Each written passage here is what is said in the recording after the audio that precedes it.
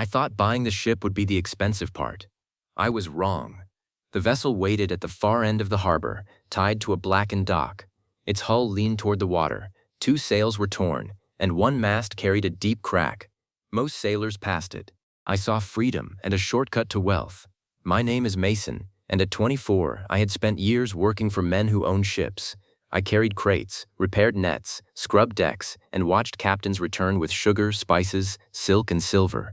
They stepped ashore looking successful, while men like me unloaded their fortunes. I was tired of touching wealth that belonged to someone else. The old ship was called the Iron Gull. Years earlier, it had belonged to a smuggler who vanished at sea. Since then, it had survived a fire, changed owners twice, and spent 3 years rotting in the harbor. The owner wanted $650,000. That was almost everything I had saved, but my calculations seemed obvious. 1 treasure chest could contain more than the price of the ship. A captured cargo vessel could repay the investment. After that, each voyage would feel like profit. I paid $525,000 and kept $125,000 for emergencies. For one afternoon, I felt brilliant. The next morning, a shipwright inspected the Iron Gull. The hull had softened, the rudder needed replacing, the mast needed reinforcement, and rain leaked through 6 parts of the deck. The repair estimate reached $280,000. I did not have $280,000. That was the first financial lesson the Iron Gull gave me. The purchase price was not the real price. The real price was whatever I had to spend before the ship could earn anything.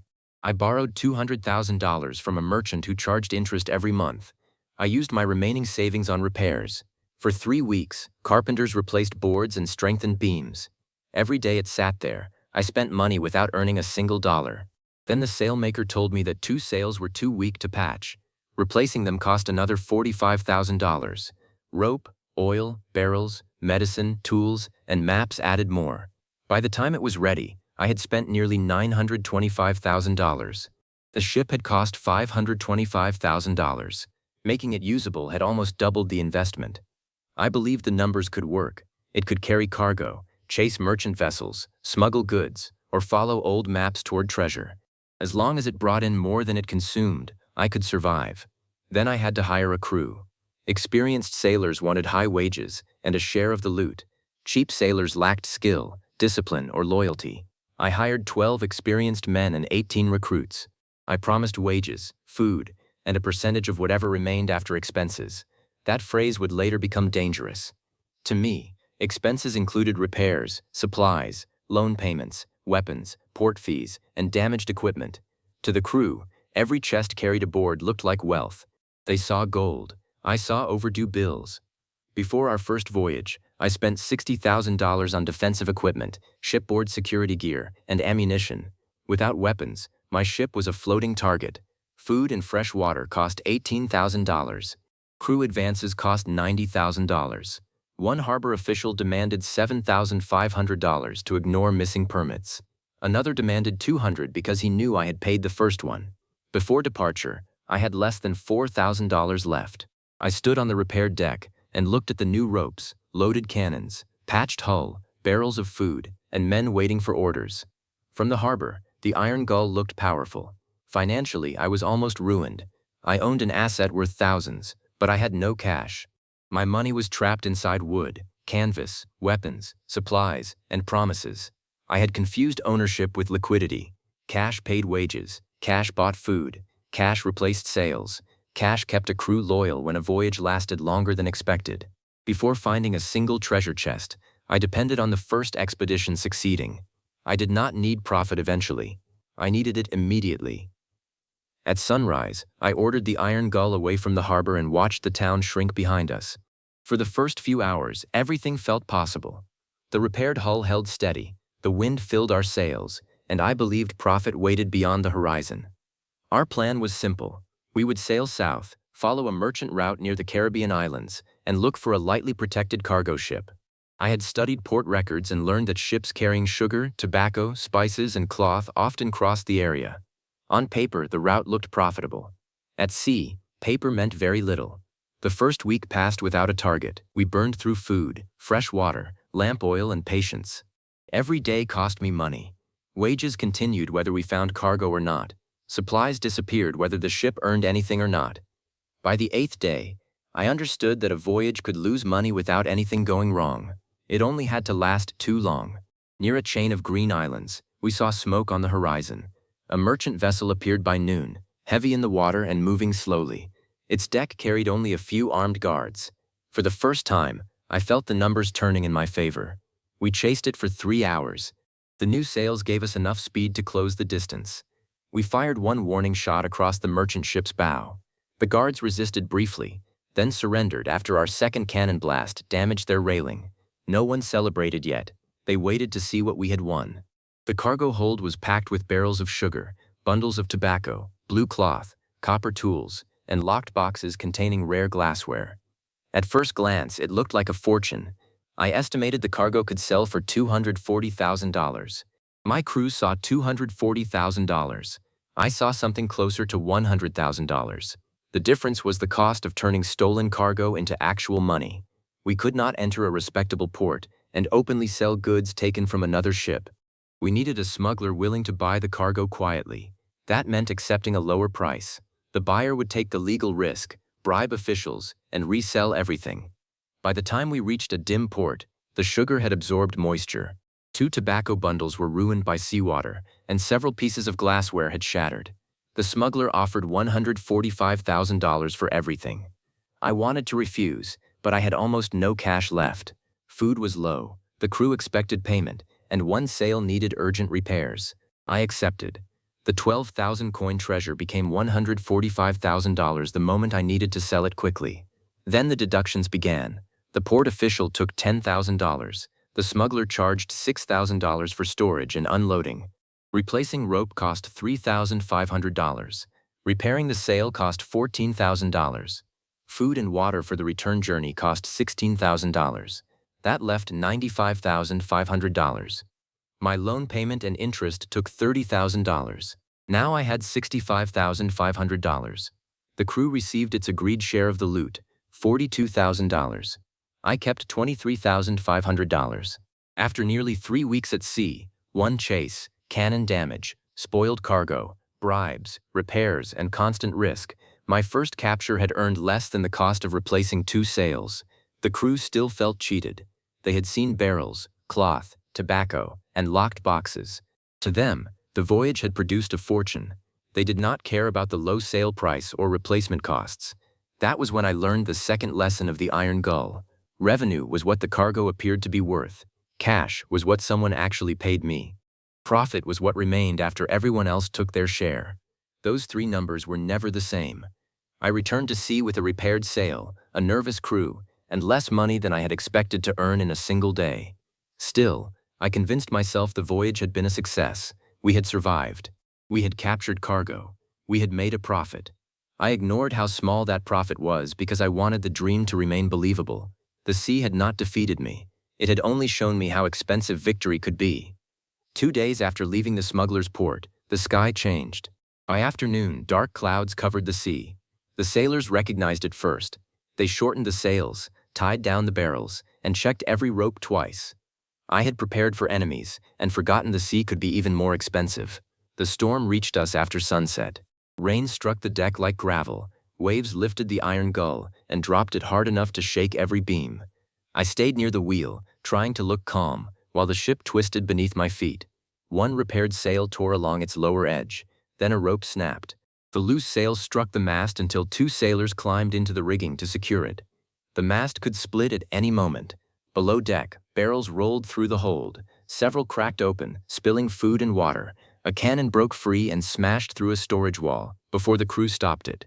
By midnight, I was no longer thinking about profit. I was calculating survival. If the mast failed, we might lose the ship. If the water barrels broke, we might not reach land. If the hull opened, every dollar I had invested would sink with us. Near dawn, the storm weakened. The Iron Gull remained afloat, but it looked older than it had the day before. One sail was ruined. 3 barrels of water were lost. A quarter of our food was soaked. The wall was broken, and the main mast had another crack. No treasure had been taken. No enemy had attacked. Still, the storm had cost me tens of thousands of dollars. At sunrise, the exhausted crew gathered on deck. Several wanted to return to port. I wanted the same thing, But turning back meant admitting the voyage had failed before we had earned enough to cover the damage. I ordered us to continue toward the islands. That decision nearly cost me the ship. The men had joined because I promised loot. So far they had received payments, bad food, dangerous work, and another damaged vessel. The experienced sailors understood risk, but the recruits saw me controlling the money while they carried the danger. Whispers spread below deck. Orders were followed slowly. Tools disappeared. Food was taken without permission. 2 sailors refused to climb the damaged mast until I promised extra pay. I had no extra pay to offer. 3 nights later, I woke to footsteps outside my cabin. When I opened the door, 6 crewmen were waiting. More stood behind them near the stairs. They did not draw weapons. Their demand was simple. They wanted a larger share of the next capture and guaranteed wages even if the expedition failed. From their position, the request was reasonable. From mine, it was impossible. Guaranteed wages meant I carried all the risk. A larger loot share meant I would recover less of what I had invested. If I accepted, a successful voyage might still leave me unable to pay the loan or repair the ship. If I refused, I might lose control. I agreed to increase their share, but only after supplies, repairs, and debt payments were deducted. The men accepted, although none of us trusted the agreement. That was my third lesson. A loyal crew was not created by speeches or fear. Loyalty had a price, and that price had to feel fair before the voyage became dangerous. The cheapest sailors were not always the cheapest crew. Poor discipline caused delays. Delays consumed food. Careless work damaged equipment. Anger weakened every order.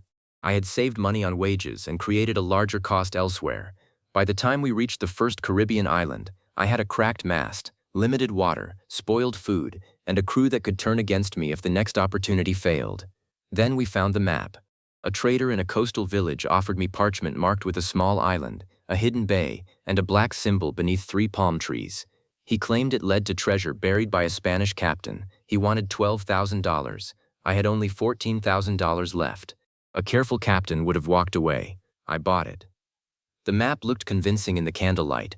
It showed a narrow island, a hook-shaped reef, and a line leading inland toward 3 palm trees. Beside them, someone had drawn a black chest. I wanted to believe it was real because I had already paid for it. That was my first mistake. The next morning, I ordered the Iron Gull toward the island. A cargo ship meant work, danger, and damaged goods. A treasure chest meant gold that could be divided immediately. At least, that was what they imagined. The island was less than a day away, but reaching it cost more than expected. The wind weakened, forcing us to move slowly while the damaged sails strained against the mast. We used extra food and water, and the crew demanded part of its promised wages before going ashore. I paid them $6,000. By sunset, we found the reef shown on the map. The entrance to the bay was narrow and surrounded by sharp rocks. An experienced captain would have waited for daylight. I was afraid another ship might arrive first. I ordered us forward. The hull scraped against the reef before we entered the bay.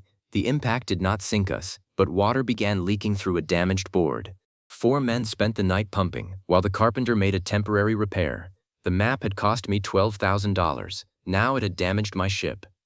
At dawn, 20 of us went ashore carrying shovels, ropes, weapons, and food for 2 days. The island was larger than the trader had described.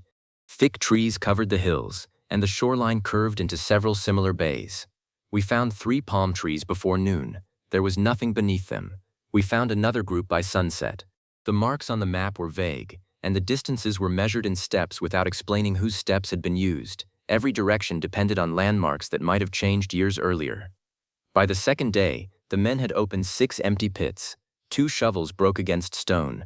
1 sailor injured his ankle, and another became sick after drinking from a stream. The crew stopped believing in the map before I did. I had spent too much to turn back. That was the trap. The money was gone, but I treated it as a reason to spend more. I believed leaving would make the loss permanent, while 1 more day might recover everything. So I ordered another day of searching. Farther inland, we found rotten wood beneath a mound of sand. For 1 hour, every man worked without complaint.